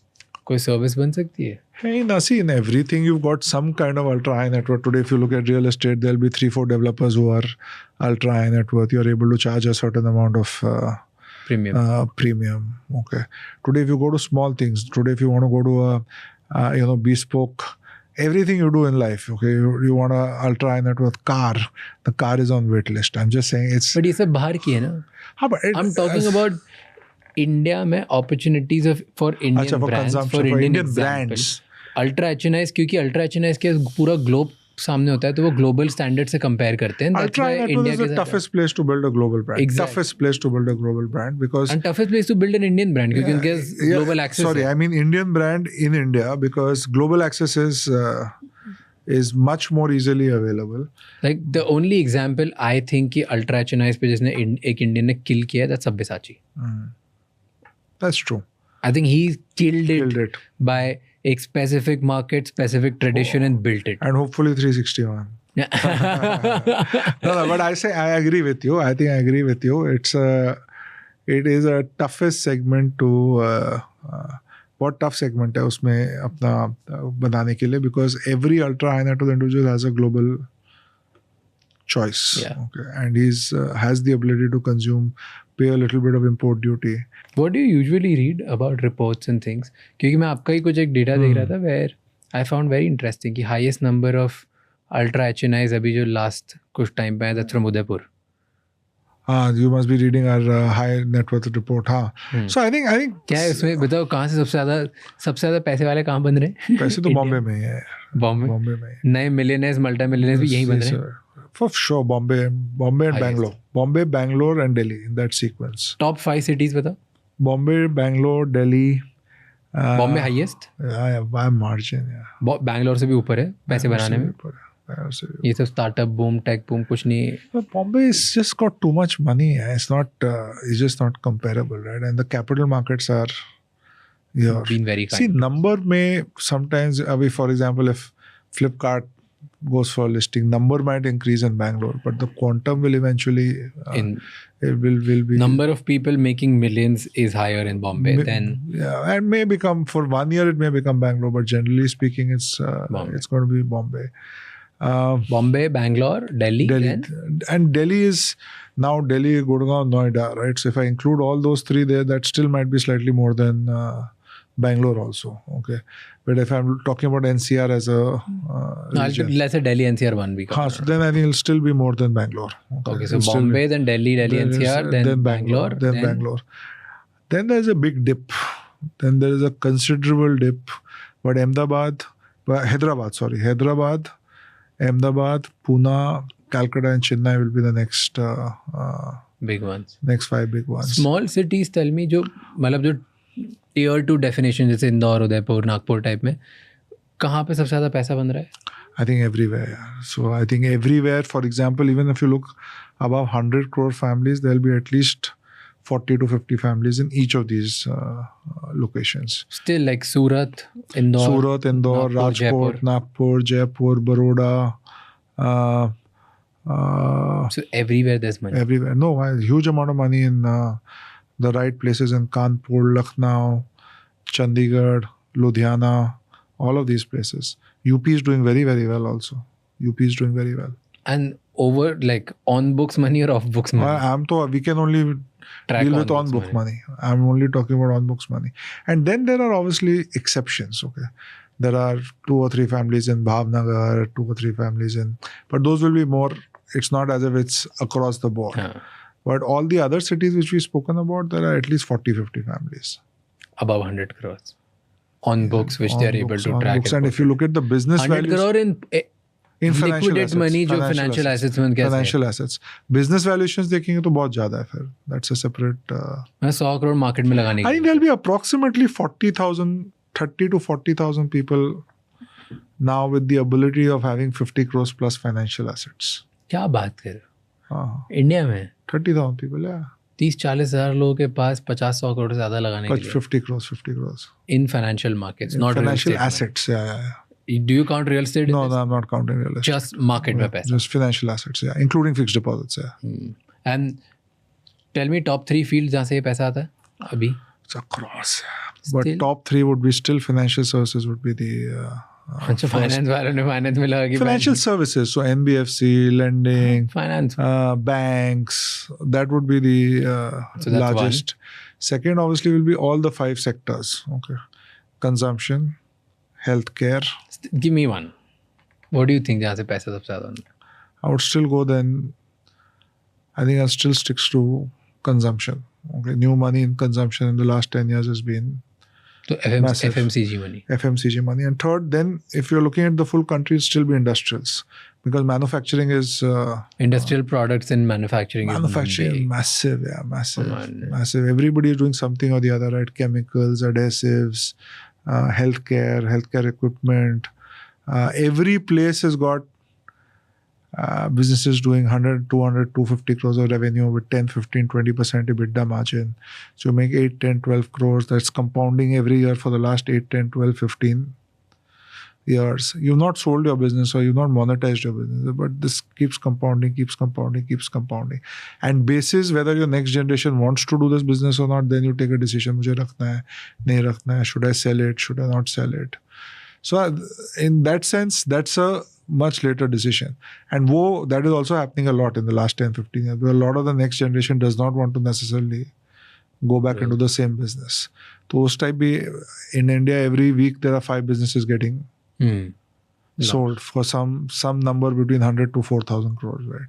Every week. And where is maximum sales and buying, selling is happening? Which industry? Same industries. Manufacturing में रोज कोई manufacturing facility बिक रही है. Same 5 sectors. Consumer में Same कुछ 5 sectors. सबसे ज़्यादा तो obviously is manufacturing because strategics in Europe and the US consolidate into. And what's a consumer? Let's say, do you think क्योंकि अगर आप कंजम्पशन बोल रहे हो और वहाँ पे बोल रहे हो बहुत ज़्यादा सेलिंग बाइंग हो रही है, तो कंजम्पशन व्हाट आई अंडरस्टैंड कि टॉप 20% के अलावा जो 80% है which is from your 10 crore to 500-600 crore वाला रेंज रेवेन्यू वाला, वो तो बहुत रीजनल है, वो भी बिकते हैं. बिकते हैं. They are getting sold by. For example, let's say if you see ice cream as a category, there are at least 4 big transactions in ice cream in the last 5 years. Lotto, for example, bought. That was Havmor. Yeah, that was one of the biggest, which is nationwide, right? Hardly now nationwide. When Havmor was there, it was more just Gujarat, more regional. Yeah, it was more Gujarat. Then every sector, you take your pick. It's and what are the multiples these guys are getting sold at? Multiples to both it can be all over the place, but it can be very rich. It can range from 15 times to 70 times. So of profit multiple of EBITDA or even profit, that depends. But these are very, very unique to every industry, every business. India consumption multiples have always been rich. They've always been 30, 40, 50, 60 times. Healthcare multiples are always rich. Hospitals can quote from anywhere from 15, 16 times all the way to 30, 35 times for the bigger hospitals. Financial services companies can again be very, very broad. You've got financial services companies quoting at 15 times all the way to 50 times of profit. So these are very... people like to see 3 things in business, right? So for multiples, number 1, strong and credible management is most important, okay? Because you're effectively backing those set of people. Second, सबसे ज़्यादा important है कि वो business कितना बार same business repeat हो सकता है. ठीक है, चैलेंजेस तो हर इंडस्ट्री में रोज आते हैं. तो बिजनेस का रेपिटेटिव वैल्यू क्या है? अब रेपिटेटिव वैल्यू आप क्या क्या चीज़ से मेजर कर सकते हो कि रेवेन्यू कैसे आ रहा है, ब्रांड का क्या पुल है, मैनेजमेंट डिफिकल्टी में आया तो कैसे हैंडल करेगा. All of this is repetitive value of the business. जितना बिजनेस रेपिटेटिव है उतना बिजनेस का ज़्यादा मल्टीपल है. थर्ड, मार्केट साइज बिजनेस का कितना ज़्यादा है. Today you assumed 5%, 10% of the market share. How much more can you grow? And fourth, आप कैपिटल कितना अच्छा से यूज़ कर रहे हो, क्योंकि if I am buying your stock और उस पर आपकी जो प्राइस पे स्टॉक खरीद रहा हूँ उस पर आपका प्रॉफिट खाली 10% हो रहा है, तो 10% तो मैं और भी, सो एज अ बिजनेस आपका रिटर्न ऑन इक्विटी 15-20% होना चाहिए. तो ये चारों पैरामीटर के ऊपर multiples can change. So something which is doing 100 crores of profit can be worth 1,000 crores. Something else which is doing 100 crores of profit can be worth 4,000 crores. Something which is making 100 crores of loss can also be worth 4,000 crores. Okay.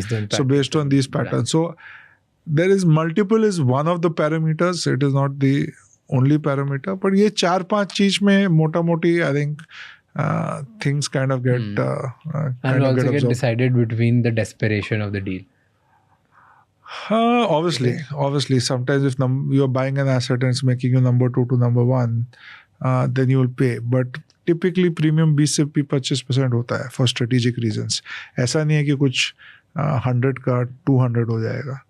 And there's obviously बेचना है वो 25 discount में भी दे देगा भाई निकल. So that's not a 100 becoming 200, but 20-25% premium तो होता ही है. So yeah, coming back to what kind of reports and data and things that you read? I consume everything, but I don't like to read too much of finance again because that's not finance. Like country का data या insights कुछ आप पढ़ते हो? Country जो आपने recently पढ़ा हो interesting, tell me. I'm just interested in that. I love to meet people more than read. Okay.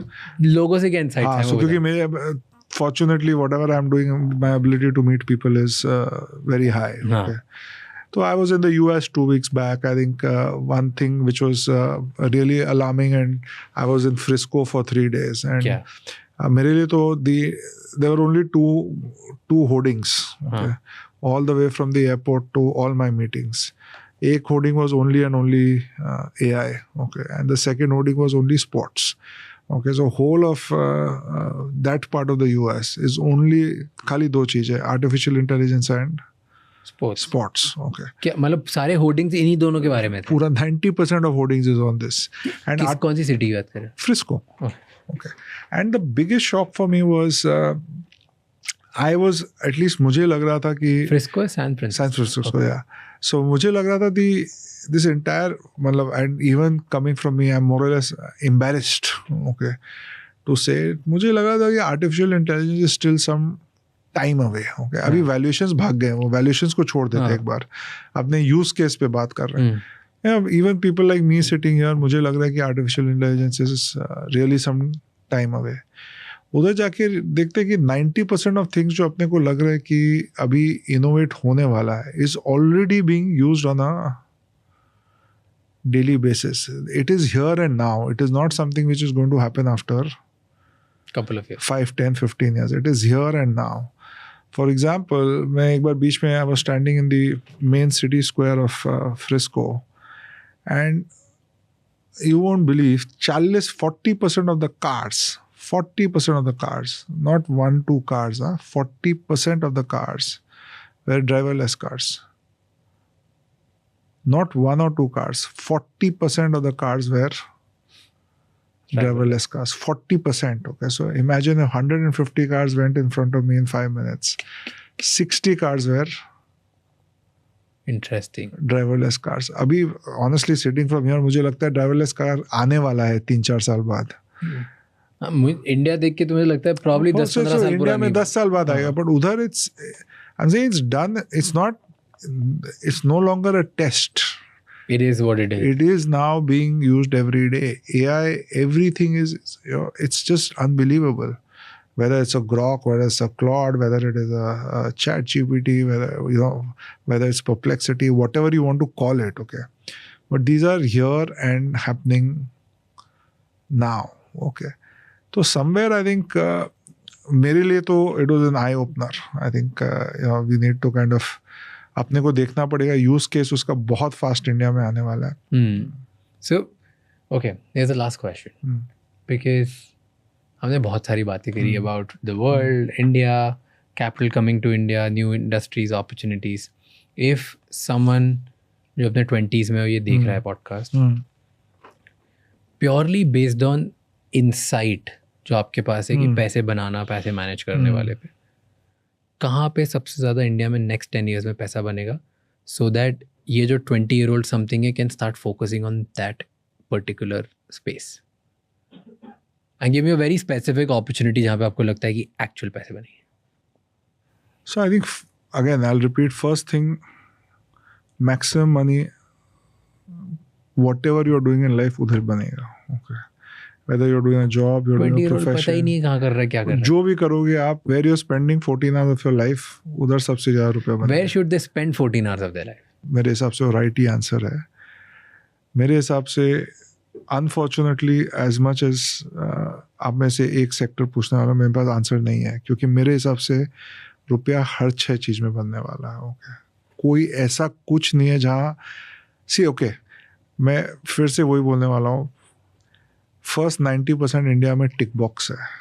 Okay, ऐसा कोई सेक्टर नहीं है जो आप कर सकते हो जहाँ पे रुपया नहीं बनेगा. वो पॉसिबल ही नहीं है. इंडिया में तो बनेगा. ठीक है, तो अभी आप वो चॉइस ज़्यादा इम्पोर्टेंट नहीं है. ठीक है, अगर आपके पास बहुत सारा कैपिटल ऑलरेडी है तो फाइनेंशियल सर्विसेज करो. ओके, उसमें बहुत एबिलिटी है. आपके पास कैपिटल नहीं है तो आप कुछ सर्विसेज में करो. ओके, बिकॉज सर्विसेज में बहुत अपॉर्चुनिटी है. आपके पास अगर ability to go and do great amount of work across many regions, तो आप कुछ कंज्यूमर में करो और कुछ डिस्ट्रीब्यूशन में करो, बिकॉज या डिजिटल डिस्ट्रीब्यूशन करो, because you will be able to understand and reach more. If you're creative, okay, and you feel you have a ability to pull people, okay, then you can go online, digital, everything you can do. Fifth, if you have which is maybe I fear the lowest amount of people, you want to go out and spend time in the factory and make small changes in the process, okay, deal with actual labor, and that gives you a high. उसमें भी बहुत ज़्यादा opportunities है. India will continue to produce to send money out. And sixth, even in culture, there's a lot of opportunity in India. Okay, the kind of investments you're seeing, kind of interest you're seeing in India in culture, art, music, sports. Sports is huge opportunity in India. Every sport is getting democratized in India. So all these 6-7 things, there is some opportunity. Tons of opportunities. Okay, and especially for a 24-25-year-old, the opportunities here are unbelievable. All 6-7. इससे news भी अच्छा है. Most of these businesses बहुत ज़्यादा capital नहीं चाहिए, और जहाँ कैपिटल चाहिए आज कैपिटल अवेलेबल भी है. ऐसा नहीं है कि कैपिटल अवेलेबल नहीं है. Small thing like Shark Tank all the way to all private investors willing to fund every good business where there is a hard working entrepreneur. Okay, I'm not saying smart entrepreneur, I'm saying hard working. Okay, smart उतना जरूरी नहीं है जितना hard working. मैं बोलता हूँ 70%, passion 25-30%, okay, talent 10%. Okay, that is my descending order. Okay, ये तीनों आ जाए, स्पेशली पैशन बहुत ज़्यादा इंपॉर्टेंट. ओके, बिकॉज बिना पैशन के नहीं कर सकते नहीं. आप कोई सेक्टर में नहीं घुस सकते क्योंकि इस सेक्टर में रुपया बनेगा और वो पैशन, आपके पास पैशन नहीं है, वो पॉसिबल नहीं है. मुझे आप ऑनेस्टली आप मुझे मैन्युफैक्चरिंग में डाल दो तो मैं पैसा नहीं बना सकता हूँ. मतलब मेरे लिए पॉसिबल नहीं है. It's not my first love. मैं उसको नहीं कर पाऊँगा. मतलब मैं उसको ऑप्टिमाइज नहीं कर पाऊँगा. वो मेरा एज नहीं है. ठीक है, तो मेरे लिए पॉसिबल नहीं है. तो सबसे पहले first is still going to be passion and hard work, and then everything else will follow. I think India में, टू बी ऑनेस्ट, अगले 10-15 साल में कुछ पैसे बनाने का कोई चैलेंज नहीं आने वाला है. आप अपने आप को कैसे ट्रीट करते हो, क्या हार्ड वर्क करते हो, इंटेग्रिटी क्या है, वैल्यूज़ क्या है, ट्रस्ट सिस्टम क्या है, कितना आप एफर्ट कर पाते हो, वो सब चीज़ ज़्यादा इंपॉर्टेंट होने वाला है. I think money will be a output, it will never be a input. It just cannot be an input. Money is an output. Effort, hard work and interest will be a input. And मेरे हिसाब से खाली input पे focus करने का है, output पे focus करने का कोई ज़रूरत ही नहीं है. I'll give you one last example. Our top educational institutions, you take IIT, IIMs, whatever. Why do you think they have the best output? Only because they take the best input. Okay. They obviously do a lot in those 2 years. Okay, they really make us good. Okay, but they make the good better. Okay, so in 2 years you can't change a human being. Okay, so the input has to be good. Only then you can get to Get the that right. output. So money is an output. Everything else is the input. Perfect. Thank you so Okay. much, sir. Thank you. Thank you. Thank Pleasure you. talking to you. What do you do apart from all of this? Wealth के अलावा? I like to work. Yeah, I'm a bit of a workaholic. Whether it's wealth or it's personal investing or I've kind of started collecting a bit of art very early days for the last 4-5 months. But I like to read. I'm not a. क्या पढ़ रहे हो interesting? I don't like to read fiction, non-fiction, but I like to read about topics. So right now I'm reading a bit about art, the artists I like. I read a lot about. I'm spending a lot of time with my son. He plays a lot of chess, so I'm reading about that. Oh, nice.